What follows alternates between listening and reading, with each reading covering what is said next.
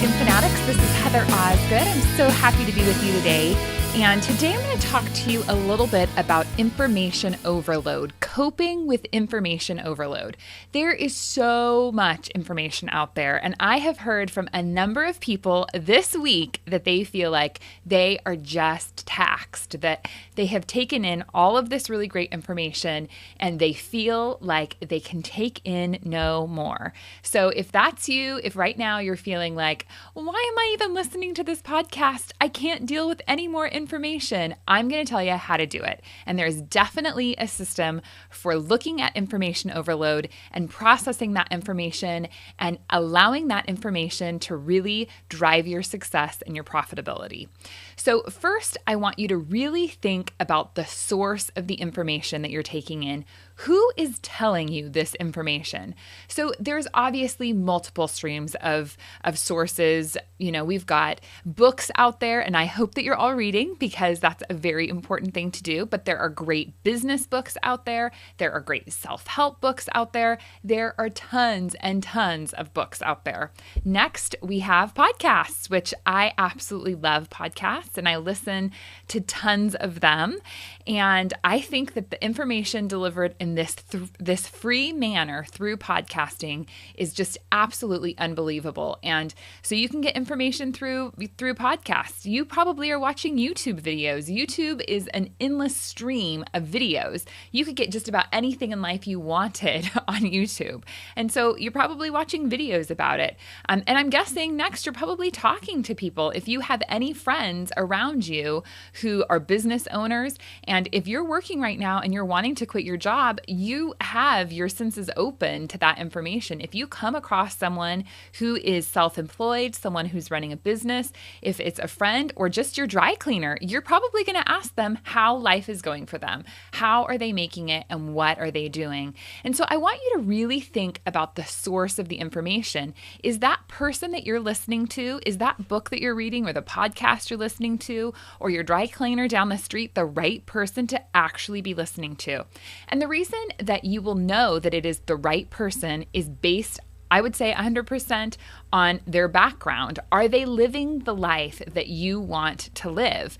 One of the tools that I've used in the past is I've decided that I only want a money manager who is wealthy. I don't want someone to manage my money who can hardly rub together a couple of pennies. If they aren't managing their own personal finances well, why would I want them to manage my personal finances? So really look at who you are listening to. Look at, are these people actually running successful businesses? Are they living this life? Are they day in and day out doing what they're preaching that you should do? So first and foremost, that is really, really important to look at the sources. And by examining your sources, that'll really help you narrow the information that you're actually taking in. So you'll know if that information is really solid information. Next, I want you to think about whether or not the information resonates with you. When you hear something, when you read something, do little chimes kind of go off in your mind? Do you think, oh my gosh, I totally get that idea. I get that concept, or I understand that feeling. One of the things that I've experienced through life is that I will take in information and sometimes it just doesn't resonate with me. For whatever reason, it's not something that I can absorb at that moment. And that can be several reasons. You maybe are not ready to receive the information that that person is giving. Maybe you're not far enough down your journey. Maybe your path just hasn't led you to be able to absorb that information and really apply it in a useful way. So really consider that. It could be too that person just doesn't jive with you. You know, in life, we're going to have those people that we really click with and those people that we just really don't click with. And I feel like some of my favorite podcasts out there aren't some of the most popular podcasts. They're not, one of those podcasts that everybody's listening to. They're just podcasts where I really just like the person. I really enjoy the host. I really enjoy what it is that they're saying, and I enjoy the guests that they bring on. So there's someone that really resonates with me. So really think about that, because because if you're getting information that resonates with you, you'll be able to absorb it at a mental and heart level. So it's information that will just kind of seep into who you are because it resonates so well with you. I have found over the years several times with books in particular that when I go back and I reread a book, things that didn't resonate with me the first time will resonate with me the second time. I've even read books where I think, I don't even remember this being in this book the first time I read it. How could it be here now? And it's just because I wasn't open to receiving that information. So really think about that and really seek out that information that resonates with you, because it will be absorbed at such a deep level that it can then be manifested, which is what our ultimate goal is.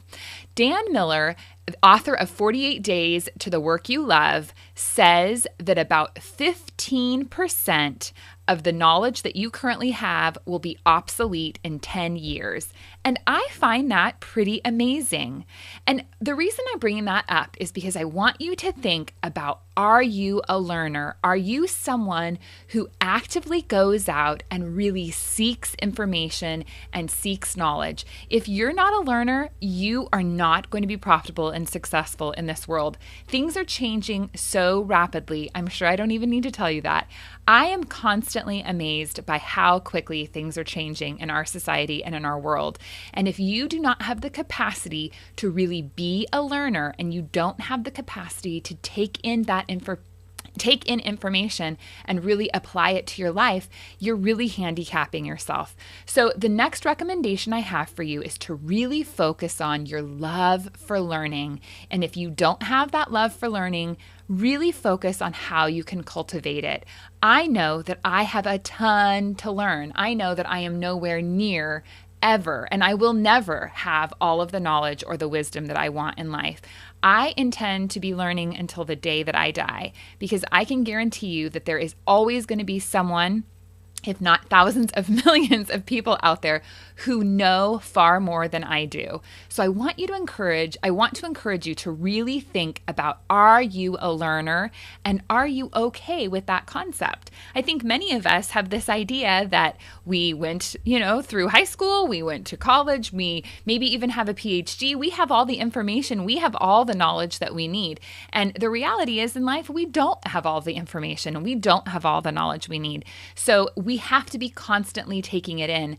Our learning never stops, so please don't ever think that you can stop learning.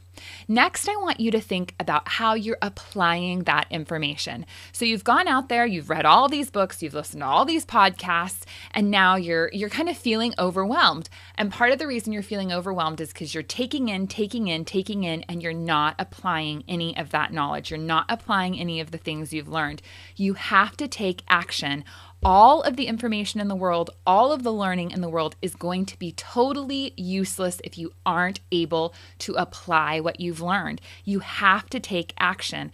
Action, action, action, action. What are you doing today? Not tomorrow, not next week, not in 6 months. What are you doing today to further your process and further your journey? What are you doing to be successful today? So take all that information and really think about taking action.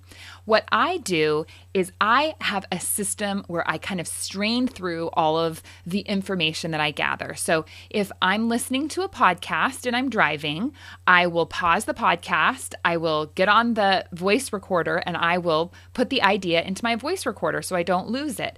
If I am doing something and I'm, maybe listening to a podcast or watching a video, I have a spiral bound notebook that I put everything in. So I've got all of my information in this one spiral bound notebook, and when I go back to find that information, I know where it's at. It's not on some random sticky note or, in some other place, who knows where, at the bottom of a drawer somewhere. It's all in one place. It's in this spiral bound notebook. So when I hear something I like, when I hear something that resonates with me, I capture that information, because not everything that you learn is going to resonate with you. You have to really gather that information that resonates with you and put it down somewhere. So write it down, create a voice memo, do something so that you have that information. The next thing that I really like to do is that if I have the information out there, I put it into my goals. I have an action plan for every month. And I say, okay, this is a great idea and I want to apply this idea next month. So I put it in kind of my project plan for, moving forward so that I have that information captured in a way that I can then apply that information at a further date. So just really think about the idea that if you're not capturing the information, you don't have the ability to apply that information later on. The other thing that I do is I'm a huge writer in books. I write all over a book. You can tell I've read a book because I write in it. Obviously, I don't write in library books, but if I own the book, I'm underlining, I'm tagging, I'm, writing notes in the margin because at that moment, I want that knowledge to really, really sink in. And so that has been really tremendously helpful for me. And then I can go back at a later date and I can say, okay, I know where that information was at. I can see where my kind of stream of thought was and how I can apply that. So it's really, really important. Next, I really think that it's most important for you to have accountability. You can have all the knowledge in the world, you can have all of the action management steps in the world, but if you're not actually doing it, it's totally useless. Like I said before, you have to actually do it for it to be effective. And sometimes that's just really, really hard. We are very, very busy. We live in a world that is just a busy place to be. And if you're working a full-time job, if you have a family, even if you're working a full-time job and you don't have another soul in the world to contend with, trying to start a business is a lot of work. And so you have to have that accountability. You have to have a support system that is surrounding you, that really comes alongside you and says, hey, you have to get this done today. You said you were going to do it and you have to do it. Right now, there is no one telling you that you have to do anything except for go to work and pay taxes. And so I'm here today to tell you that if you surround yourself with solid individuals who will hold you accountable to the commitments you make in life, you will be much further on in your journey. I hope that this is information that is very valuable to you. And the last bit that I want to leave you with is if you're at the place where you're feeling like, I can't take any more, I can't cope with any more information, I am just on information overload.